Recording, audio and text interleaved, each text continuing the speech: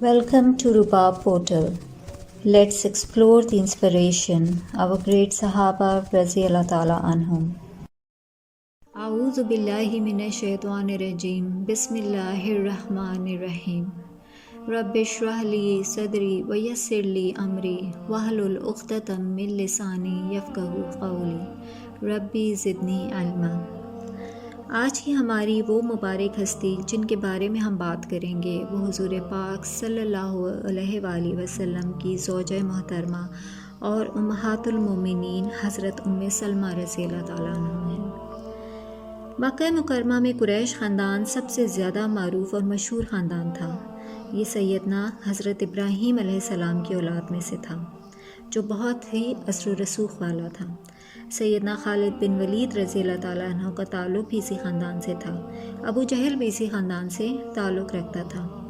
اللہ کے رسول کی اہلیہ محترمہ سیدہ ام سلمہ بھی اسی خاندان کے ایک بڑے سردار سہیل بن مغیرہ کی بیٹی تھیں جو اپنے وقت کے نہایت فیاض اور سخی انسان تھے۔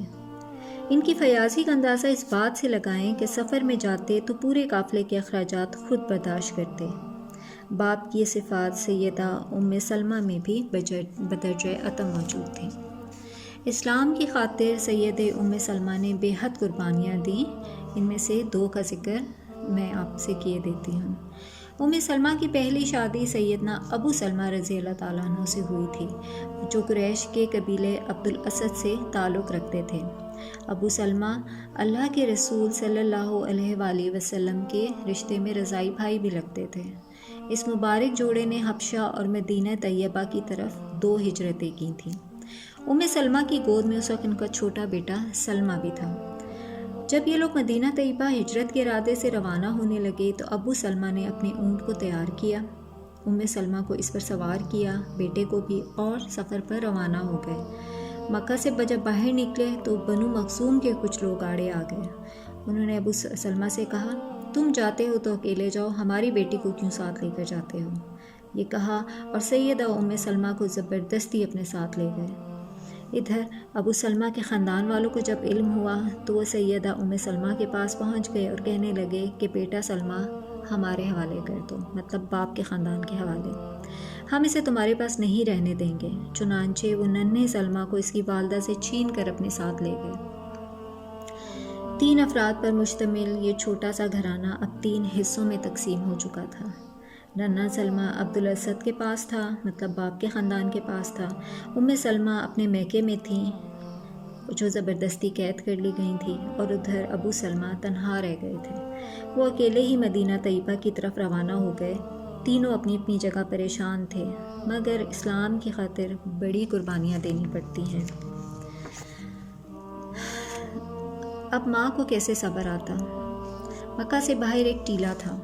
سیدہ ام سلمہ ہر روز صبح سویرے بے قراری کے عالم میں وہاں پہنچ جاتی اور گریہ وزاری کرتی۔ ایک عرصے تک ان کا یہی معمول رہا، مگر کسی کو ان پر ترس نہ آیا۔ ایک روز ایسا ہوا کہ ابتدا سے ان کے خاندان کا ایک فرد کا گزر ہوا۔ اس نے ام سلمہ کو بے قراری سے آنسو بہاتے دیکھا تو اس کا دل پسیج گیا۔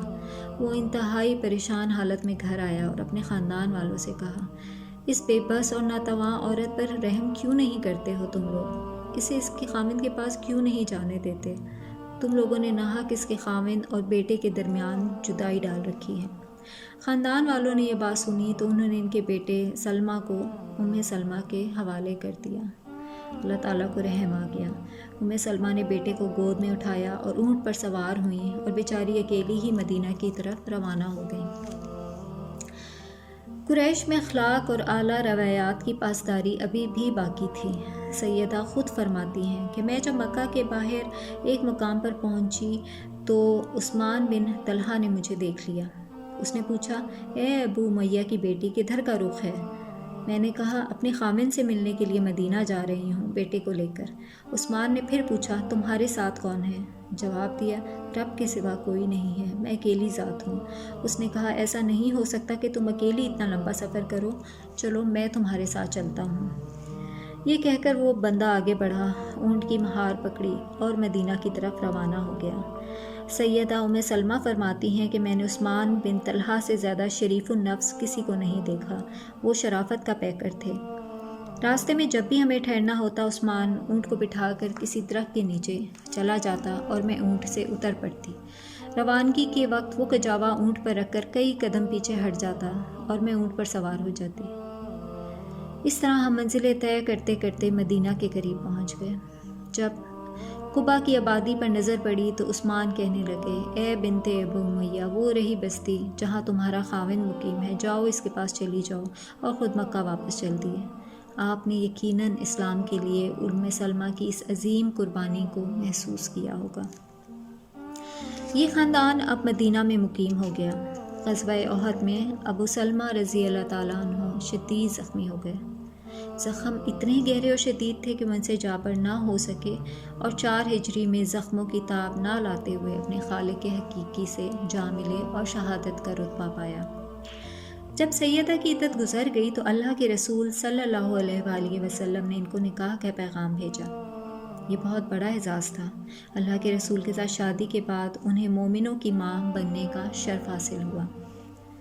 ہماری اس ماں نے ایک ایسا کارنامہ سر انجام دیا جس سے ان کی بصیرت، ذہانت اور عقل سلیم کا اندازہ ہوتا ہے۔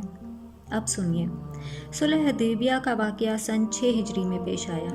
اس سفر میں اللہ کے رسول صلی اللہ علیہ وآلہ وسلم کے ساتھ سید ام سلمہ رضی اللہ تعالیٰ عنہ بھی تھیں۔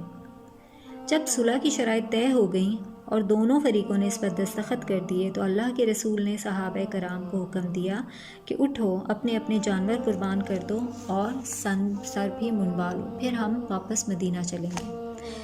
لیکن صحابی اس قدر افسردہ اور دل شکستہ تھے کہ آپ صلی اللہ علیہ وسلم کی آواز پر تو کوئی نہ اٹھا۔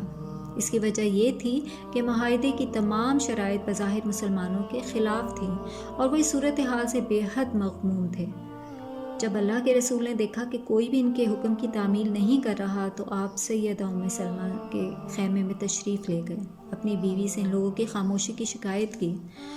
اب سیدہ ام سلمہ کی دور اندیشی اور ذہانت کا اظہار ہوتا ہے۔ یہ ہیں ہماری امہات المومنین۔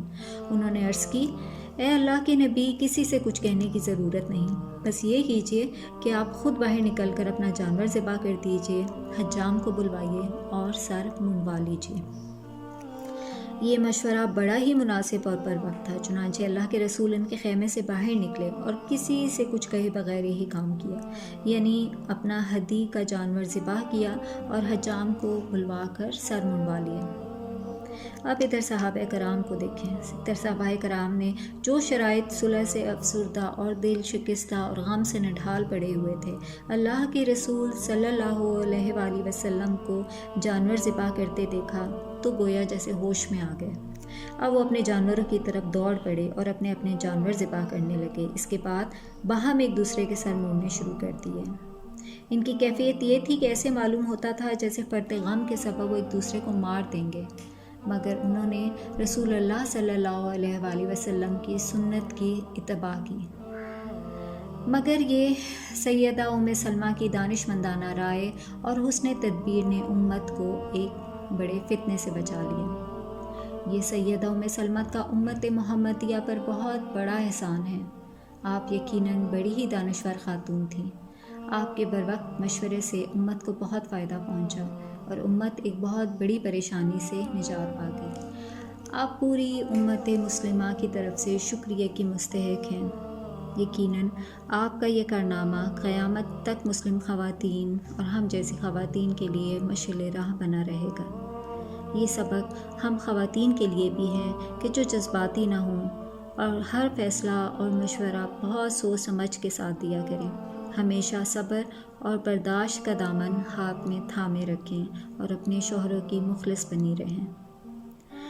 سلام ام سلمہ، ہماری ماں تجھ پر سلام، رضی اللہ تعالیٰ عنہ۔